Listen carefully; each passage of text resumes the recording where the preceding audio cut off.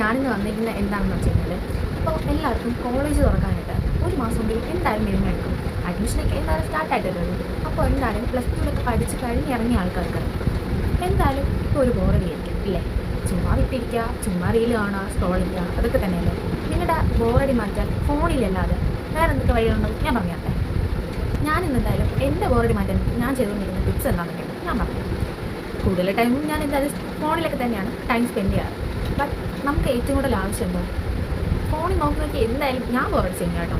എനിക്ക് ഒരുപാട് നാളൊന്നും ഇരിക്കേണ്ടി വന്നിട്ടില്ല. അതിന് മുന്നേ ഞാൻ ബോറടി. ഞാൻ എന്തായാലും എൻ്റെ ബോറടി മാറ്റുന്ന ഒരു വഴി ഞാൻ നിങ്ങൾക്ക് പറയാം. വേറെ ഒന്നുമല്ല, ഇഷ്ടപ്പെട്ട ബുക്സ് വായിക്കുക.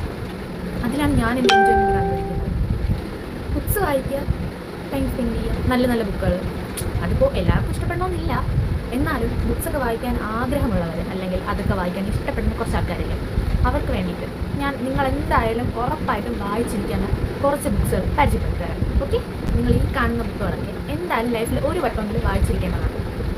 ഒരു പക്ഷേ ഇന്ന് നിങ്ങൾ ഞാൻ പറഞ്ഞതുകൊണ്ട് വായിക്കാൻ തുടങ്ങിയിട്ടുണ്ടെങ്കിൽ ഉറപ്പായിട്ടും നിങ്ങളുടെ ലൈഫിൽ ഈ ഒരു വായനാശീലം ഉറപ്പായിട്ടും ഉൾപ്പെടുത്തും.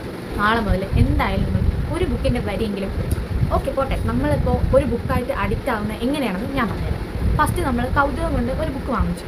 അത് പലരും പറഞ്ഞ് നല്ല ബുക്കാണ്, വായിക്കാൻ നല്ലതാണ് എന്നാൽ ഒരു ക്യൂരിയോസിറ്റി കൊണ്ട് നമ്മളത് വാങ്ങുന്നതായിരിക്കും. അത് വാങ്ങി അത് ഫുള്ളും വായിച്ച് തീർന്നതിന് ശേഷം മാത്രമേ നമുക്കിനി അടുത്തൊരു ബുക്ക് അല്ലെങ്കിൽ ആ ഓതറിൻ്റെ തന്നെ വേറൊരു ബുക്കും വായിക്കണമെന്ന് നമുക്ക് പിന്നീട് തോന്നുള്ളൂ. ഒരു ബുക്ക് ഫുള്ളും വായിച്ച് തീർന്നാൽ മാത്രമേ നമുക്ക് അതിൻ്റെ ആ ഒരു രസം കിട്ടും അല്ലേ? അതുപോലെ ഓരോരുത്തരും അവരവരുടേതായ ഇഷ്ടത്തിലുള്ള ബുക്കുകൾ പിന്നെ വായിക്കാൻ തുടങ്ങും. പിന്നെ ഒരു ഓതറിയും തുടങ്ങി വേറൊരു ഓതറാവും. അങ്ങനെ ഒരുപാട് എല്ലാവരുടെ ബുക്കും വായിക്കാൻ തുടങ്ങും. പിന്നെ നമുക്ക് ബുക്ക് വായിക്കണം എന്നുള്ളൊരു കോൺസെപ്റ്റ് നമ്മളെ മനസ്സിൽ എപ്പോഴും ഇങ്ങനെ വന്നുകൊണ്ടിരിക്കും.